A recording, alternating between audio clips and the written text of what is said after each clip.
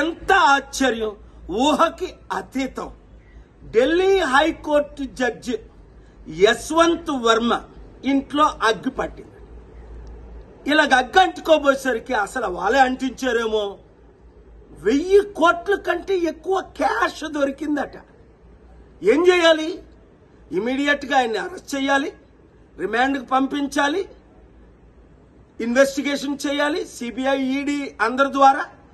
ఏమీ చేయకుండా CJ court, supreme court collegium ఆయన్ని సీక్రెట్ గా అలహాబాద్ కోర్టుకి ట్రాన్స్ఫర్ చేశారు. అరే, ఇక్కడ రేప్ చేశాడు ఒక టీచరు, గవర్నమెంట్ టీచర్ అంటే ఇంకొక స్కూల్కి పంపిస్తాడా అక్కడ రేప్ చేయమని?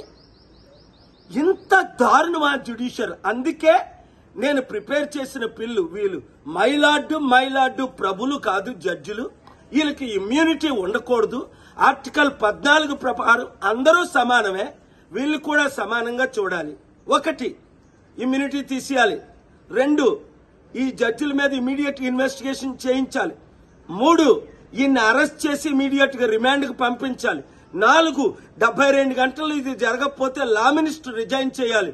5, మీడియా ఆర్టికల్ 19 చిన్న చిన్న ఘోరాలు 15,000-20,000 లంచం తీసుకున్నోడు గురించి బ్రేకింగ్ న్యూస్లు పెడతారే.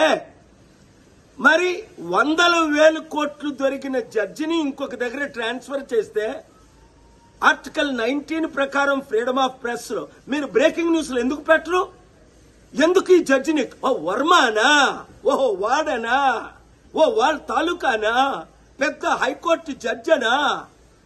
దేశం సర్వనాశనం అవ్వకూడదంటే ఇప్పుడు నేను మాట్లాడిన మాటలు డెమోక్రసీని కాపాడదామన్నవారు, జ్యుడిషియర్ని కాపాడదామన్నవారు, దేశాన్ని కాపాడదామన్నవారు బ్రేకింగ్ న్యూస్లు పెట్టి ఈ వీడియో నరేంద్ర మోదీ ప్రధానమంత్రి గారి దగ్గరికి వెళ్ళినంత వరకు, లా మినిస్టర్ రిజైన్ చేసినంత వరకు, ఈ జడ్జి అరెస్ట్ అయినంత వరకు చట్టాన్ని కాపాడదాం, దేశాన్ని రక్షిద్దాం. వీడియో అందరికీ షేర్ చేయండి.